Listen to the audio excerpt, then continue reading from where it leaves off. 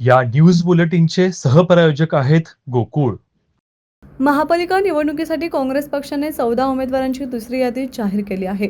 यामध्ये माजी महापौर स्वाती येवलुजे यांना पुन्हा संधी देण्यात आली आहे. त्याचबरोबर माजी नगरसेवक सुभाष बोचडे, माजी नगरसेविका पद्मावती पाटील यांना देखील काँग्रेसने पुन्हा मैदानात उतरवले.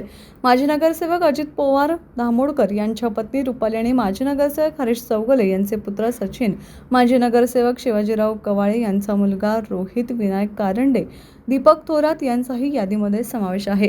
यापूर्वी पक्षाने 48 उमेदवारांची पहिली यादी जाहीर केली आहे. काँग्रेसचे 61 उमेदवार हात या चिन्हावर उभे आहेत, तर राजू दिंडोरले यांना पुरस्कृत केले आहे. खासदार शाहू महाराज, विधान परिषदेचे गटनेते सतेज पाटील, आमदार जयंत आसगावकर, माजी आमदार मालोजीराजे छत्रपती यांच्या मार्गदर्शनाखाली ही यादी बनवली आहे. शहराध्यक्ष सचिन चव्हाण, सूर्यकांत पाटील, बुद्धी हाळकर, आनंद माने, राजेश लाटकर, भारती पवार, सरलाताई पाटील, दौलत देसाई, तौफिक मुल्लानी, विक्रम जरग, भरत रसाई यांनी उमेदवारी निवडीचे काम पाहिले.